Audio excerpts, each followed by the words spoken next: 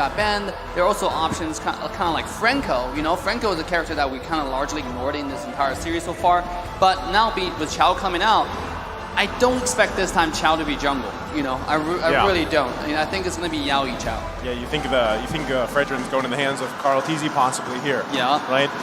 But I gotta say too, when was the last time we saw Valentina and Faramis? I mean, maybe once or twice in the tournament, but this was something that we saw a lot back in even the MPL regions and other tournaments early on into the season, where it was constantly Faramis and Valentina before they kind of got those, minor nerfs for both of them. But they're still highly contested because now, not only for Onic Esports do you have an immediate Divine Judgment where you can flash down a target, but Valentina as well, if you can steal that Cult Altar, you extend those team fights, I mean, even more.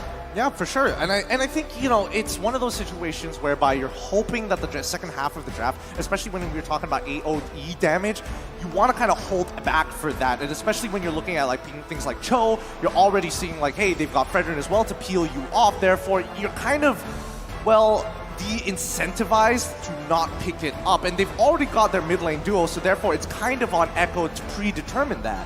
Now, the thing about Faramis and Valentina picking this particular game is really smart.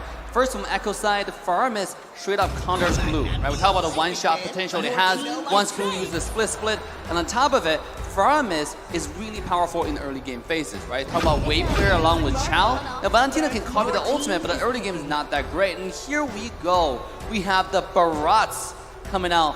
This might be a Barat jungle, but at this point, I don't know. Anything can be flex. Wait, let me think about this for a second. I'm thinking about this for a second. I'm looking at the lane matchup, potential lane matchups. Is there any real advantage if they put Dairoth into the EXP lane? I'm thinking he's up against Glue, so then it's kind of a 50-50, but regardless, Glue can not interact with him at the same time, so I think it probably is going into the jungle, but that could just be the Malaysian bias. I've seen way too many Dairoth jungles back in MPL MY.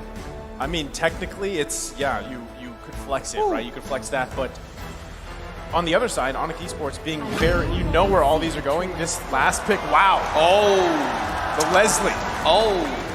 Oof. It makes sense. Leslie does do really well with tanky characters, especially like Fredrin. You know, when carry is taken away, when there's not so much true damage available to shred a tanky front line, Leslie does it, right? Leslie, probably 3 shots of Fredrin late game, but it has to get there. Now, that's a true test for this side, for this draft. Can they get to the late game, leveraging, knowing that early game Faramis is going to dominate mid lane, and they're going to skill better? Is this the 4-item marksman, or is it a 2 items marksman, Gideon? Well, in this particular case here, I would say it really depends on the situation. I would say Leslie is going to be a 4-item marksman. That's when you feel like, wow, one hit really hurts. I got to back off. I might even need to reset if the crit is too high. Yeah, absolutely. And Leslie is not a character we've seen often on M4 stage, but sometimes it takes out, it's really smart. We've seen it in scrims where you take Leslie to go against carry, because that's also really good lane, I should say opponents, right, for Leslie. But here we go, as we come into next game. All right, welcome to the land of Dawn, everybody. This is game number 3, Onic Esports up against Echo. Let's get right into it. CW showing us something different every game, right? We've seen the Moscow, we've seen the Melissa, right? Now we've seen Leslie. I mean, I did say early on, if you're holding on to anything, now is the best time to just pull it out in this series. You add that uniqueness, that flavor here from something that we really haven't seen much of so far in this M4 tournament. And previous game they made it work for them. Boots though now has the help of Sands. They do get the flicker in. Sanford not going to be able to get to the Terra 5. First blood over the hands of Boots. Well done. Really smart play here, and I think this is a huge mistake coming in from Sanford specifically. He should have known better. Why would Glue suddenly walk into the left rush and not back in, especially when he has flicker as well? There's just no reason he should have expected the mid lane to start coming, and I'm pretty sure that Sanji did comment that there is somebody missing in the mid lane. M4 stats, Onic is ranked first in assists per game with 39.8. What? That is insane. That is insane. 40 assists per game? Now my OCD is kind of like itching right now. Just make it 40. Why would you put the 0.8 there? Just make it 40, man. How is that even calculated? Does it combine everybody's assists? It would definitely combine everybody's assists as a team. But now we see why Baras is being so very annoying here, working similarly to Arteezy on this Fredrin. That should technically be okay here. But yeah, they're invading every move we see coming out from Echo. Onic has a very smart response.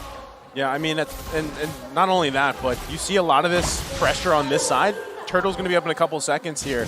But by that time, you have all these ultimates on the line. Sands does have that Colt Altar, so he's going to hold on to that here. But, man, if anything, we've seen how much of a nuisance a Barrett's jungle can be here, especially that front line presence. As already, they're trying to go contest this. Yawi going to go in here. Gets the way of the dragon. There's the Colt Altar to respond. Carl T's able to secure the turtle. Colt Altar committed. They're still going to find it out. Looking for the kill as Kyrie falls. Sanford going in with the strike. Able to find Sands. 2 down. Looking for more. Double kill for Sanji. Make it a triple. Beautiful. Beautifully done. And, you know, Sanford, even though he was about to lose his lane, got a little bit of help to hit that level 4 and immediately making all that difference. It feels like whoever makes that first move is, especially when you're copying, expect 2 Colt Altars from either side. Whoever pops it first is going to lose. Oh my god, I gotta say, Echo's draft and their strategy is so good coming to this game. You have Dairos that can destroy tanks, and they force Kyrie into a tank character. First of all, that's not something Kyrie's known for, right? They ban away every single assassin available, and force him onto a barrage, and pick the Dairos. On top of it, it's a Yaoi differential, right? Yaoi comes in with a kick onto the Dairos, a full combo, full dive. That was incredible. 4-0 clean sweep and the turtle. Let's talk about ambulance. Here we go. They're going to go ahead and find Yawi. They're going to use a lot here. Divine Judgment and the Daytona's welcome. Yawi can't escape that one. Now they're going to focus on Betty Cutie. Terrify comes out. Onic ESPORTS able to grab 2 kills top side. I'm not gonna lie, a bit disrespectful that Keyboy took that kill from CW. He definitely would have preferred it, but I don't think this is the end of the engagement. Okay, it is, but 40 seconds on the clock until we see the next turtle come. CW, now that he's ahead in the lane against ManyQT, it's gonna be really tough for ManyQT to keep on laning against him. It's just a losing battle. Oh my god, the early game. Oh, Sands! No. They get the Colt Altar out here. Crazy's Wrath going to be committed. But as you were saying, Dave, yeah, I was about to say the early game, despite how much Onic just won on the top side, they're still behind from 1 play on the bottom side, around the turtle fight. Just to show you that the early game advantage, the team fight Echo setting up. Talking about team fight, here we go, top side. Well, they get the flicker out, but they're going to sandwich in. There's the Colt Altar, the flicker in. CW can't escape that one. Yaoi picking up a kill himself. Now Keyboy going to be sandwiched as well. Still going to go in with the Divine Judgment. Sanji has to flicker out. Carl TZ still there on the front side. They disengage for now, and also even on the bottom side, they're going to be duking it out there. But the turtle is now up. Carl TZ looking to get an initiation here. Keyboy has to be careful. Daytona's welcome, gonna eat up Yaoi. Into the wall he goes. Can't get the kill though, Sands. Able to get the Colt Altar. They're gonna reset. Carl TZ goes and focuses on the turtle. Sands. Gotta be careful, Sands. The Colt Altar comes out. Flicker in, they get the kill for Sanford. Now Boots here. Turtle secured, still going on in the mid lane. And there you go, Echo Philippines still building on this lead. Oh man, every time Onic actually gets a profitable play, Echo makes sure that they stop that momentum instantaneously. They don't allow them to get even more gold than they should. And Echo now just pumping up the gas. They're making sure that Onic cannot breathe. And this gold lane getting obliterated. CW is going to struggle to even walk up. Holy, look at the gold differential on the EXP lane right now. You know, you have Dairos sitting at 4,100 gold, about 1,100 gold ahead.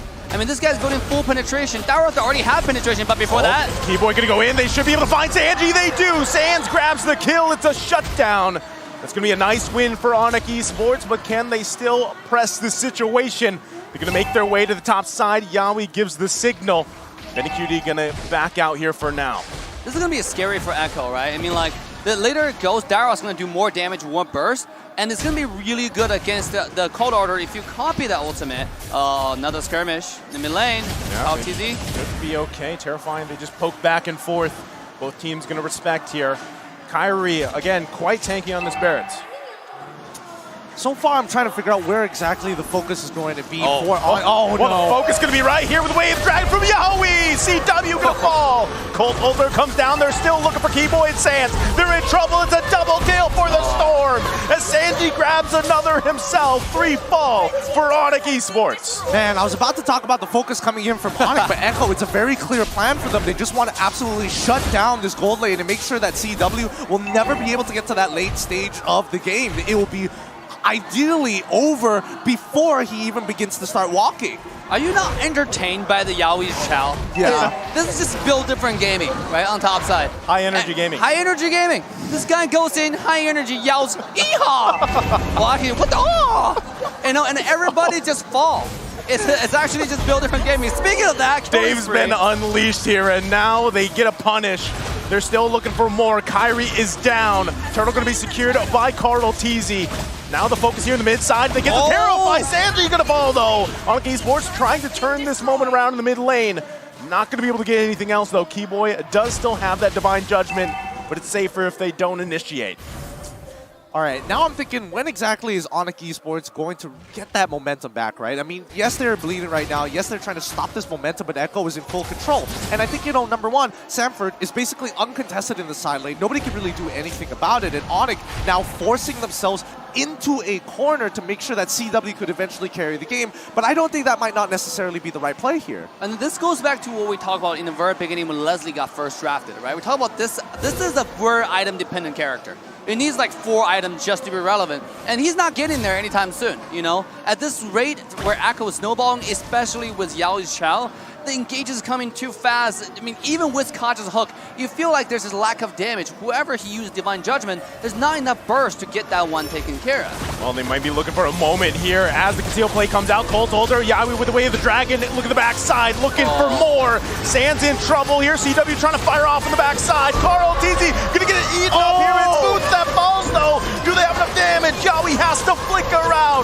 They're still looking. CW full health here. Still on the chase. Sanford quite low, but it's only Carl TZ who falls. That's what you want to see coming up from Onic Esports. They want to trade 50-50 at this stage of the game where the gold is relevant, and more so, they're actually at a deficit, which is way worse for Echo, who are supposed to be ahead and very clearly in the lead with their 5K gold lead. And what a great job from Onic Esports. Played it really slow and steady. At this point, just like you pointed out, Pokedian, the trade is good for them, right? Especially any trade that doesn't involve CW.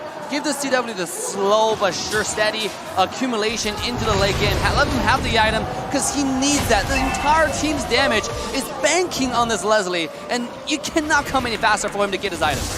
Conceal used again. Keyboy gonna have to find the right target with this Divine Judgment. Carl TZ, the front line here. Lord still gonna go ahead and reset. No one gonna commit just yet. But this is the disadvantage of Onic Esports. They have no space to work with, no turrets down, as Echo Philippines has that advantage. And you can see them focusing more. Conceal gonna come out here. Looking at the moment. They get the Divine Judgment on Sanford in trouble. Immortality gonna be popped for now. Boots gonna fall though. Is Sanji able to grab the kill? CW still on the backside. Firing off, but it's just too much. Echo Philippines, look at Carl TZ. Appraiser's Wrath comes down. They're gonna zone them back. The flicker in. Sanji with the drag. Kyrie still up for now. But Benny Cutie with the killing spree going in, finding another as Keyboy falls. No, CW couldn't get his ult on the right target. He could have gotten the kill off of Betty QT, or at the very least, force somebody to block it for him.